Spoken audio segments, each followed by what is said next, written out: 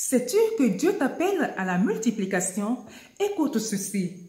Ésaïe 54, le verset 2. Élargis l'espace de ta tente, qu'on déploie les couvertures de ta demeure. Ne retiens pas. Allonge tes cordages et affermis tes pieux. Ésaïe 54, comme j'ai dit tantôt, le verset 2. Alors, aujourd'hui, qu'est-ce que nous faisons? Lorsque nous avons notre petit boulot stable, lorsque nous avons notre petite entreprise, lorsque nous avons une source stable, on se dit, mais pourquoi se gêner encore? J'ai déjà quelque chose qui me rapporte, qui fait en sorte que à la fin du mois, je subviens à mes besoins fondamentaux et j'arrive à m'occuper de ma petite famille et c'est bon. Je ne vais pas faire des emprunts, ça va. Et j'ai pas trop, mais ce que j'ai me suffit déjà. Non, Dieu ne veut pas ça pour nous. Il veut que nous nous multiplions.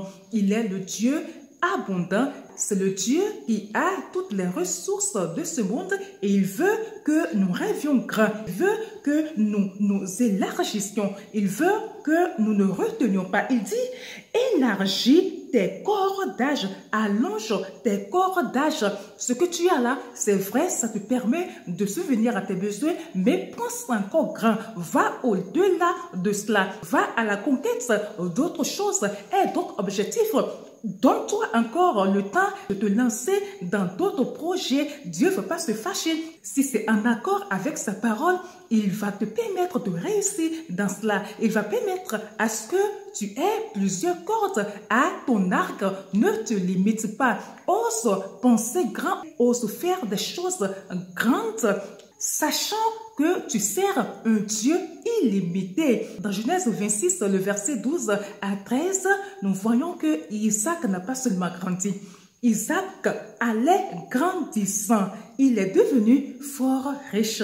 Dieu ne va jamais t'empêcher de chercher à avoir encore plus, surtout sur cette multiplication que tu désires, va lui apporter quelque chose, va apporter quelque chose à son royaume. Paul également va nous dire dans Philippiens 3 qu'il se porte constamment vers l'avant. Alors, ne t'arrête pas. Aussi, nous ne devons pas seulement nous multiplier dans les domaines séculiers, non, mais également nous multiplier dans le domaine spirituel. Vous savez, la parole de Dieu est comme un iceberg. Un pasteur va prêcher conformément aux choses que le Saint-Esprit lui a révélées. Alors, les choses qu'il va dire par rapport à un passage sont comme une face de l'iceberg. Écoutez d'autres hommes de Dieu qui prêchent bien, qui parlent bien de la parole de Dieu, qui ne répandent pas le faux, nous permet également de nous enrichir et de nous multiplier. Personne n'a la science infuse. C'est tellement égoïste quand on entend certaines personnes, certains hommes de Dieu dire qu'ils se suffisent, quoi. Ils connaissent, ils n'ont plus besoin d'écouter d'autres pasteurs comme eux. Je dis, mais c'est une grave erreur.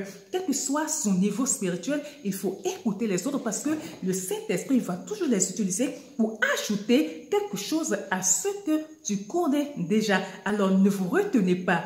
Multipliez-vous dans les deux domaines, le séculier et le spirituel. Et le ciel sera content de vous, surtout si votre multiplication, si votre abondance apporte quelque chose au royaume de Dieu. Shalom.